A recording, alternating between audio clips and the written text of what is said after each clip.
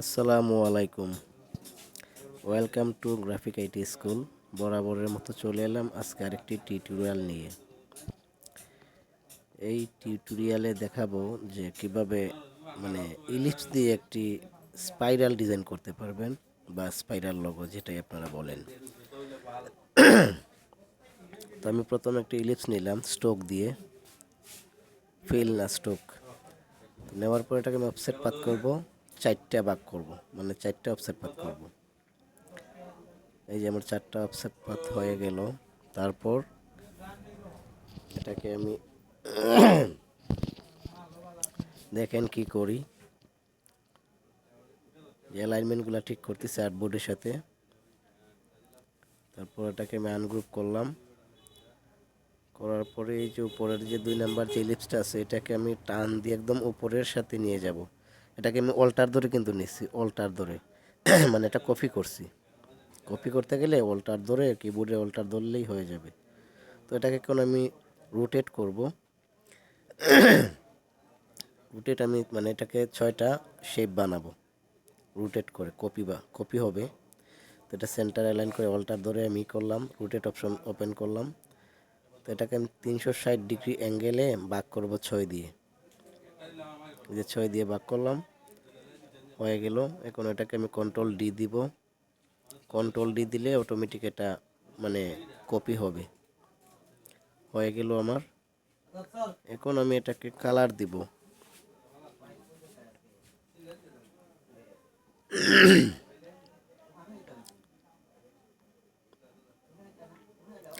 তো প্রথমেই বলে নিচ্ছি, যারা আমার চ্যানেলটি এখনও সাবস্ক্রাইব করেননি, প্লিজ এইরকম সুন্দর সুন্দর ভিডিও পেতে বা ভালো ভালো গ্রাফিক্স রিলেটেড যত ধরনের ডিজাইন আছে, লোগো আছে, এগুলো যদি আপনারা দেখতে চান বা পেতে চান, তাহলে চ্যানেলটি সাবস্ক্রাইব করে রাখবেন, যাতে পরবর্তীতে নতুন কোনো ভিডিও আপলোড হওয়ার সাথে সাথে আপনার মোবাইলে নোটিফিকেশন চলে যায়। আর যারা অলরেডি সাবস্ক্রাইব করে আছেন তাদেরকে অসংখ্য ধন্যবাদ।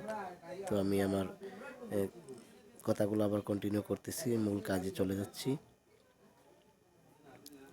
তো এটাকে এখন আমি কালার করব, গ্রাডিয়েন্ট কালার। এই যে কোন একটা কালার নিলাম আমি, ব্লু কালার।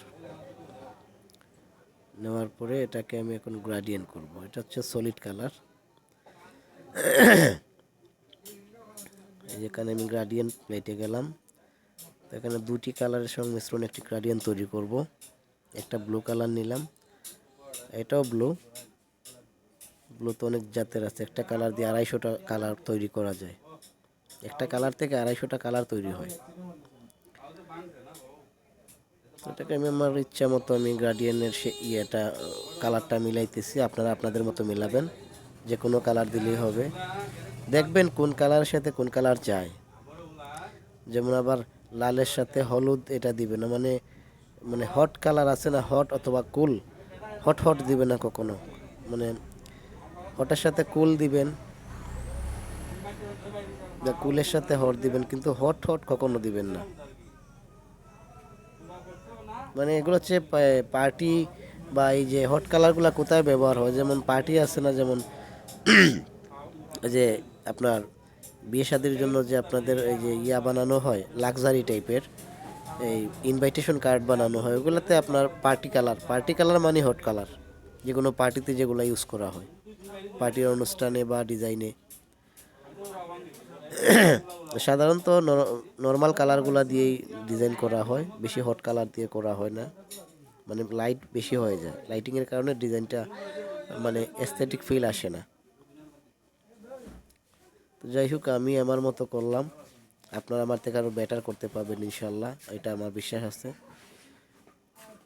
এই যে আমার ডিজাইন মোটামুটি প্রায় শেষের পথে, কালারও করছি। এখন আমি এটাকে একটা স্ট্রোক দেব।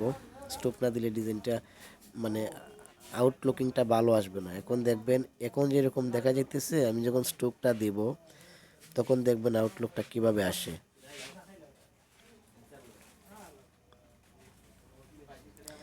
যে আমি কালারটা দিব সাদা।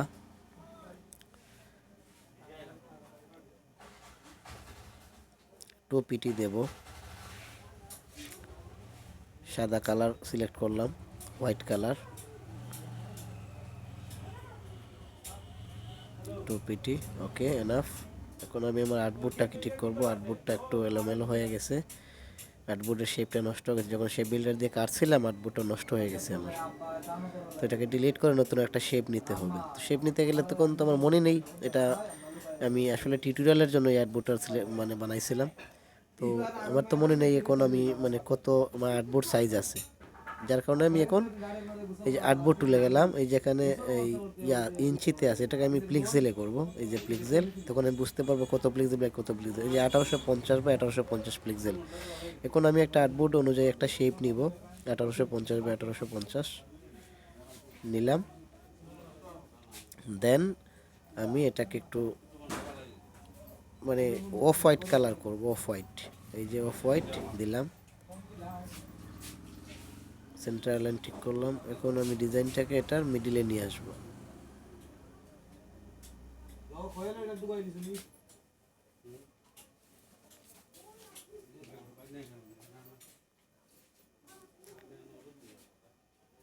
এখন আমার কমপ্লিট। এখন আমি প্রেজেন্টেশন করব, প্রেজেন্টেশনে যাব। এই যে ভিউয়ে গিয়ে প্রেজেন্টেশন মোড। এখন দেখেন আউটলুকটা কেমন আসছে, ওয়াও, একটা এস্থেটিক ফিল আসছে। তো ধন্যবাদ সবাইকে।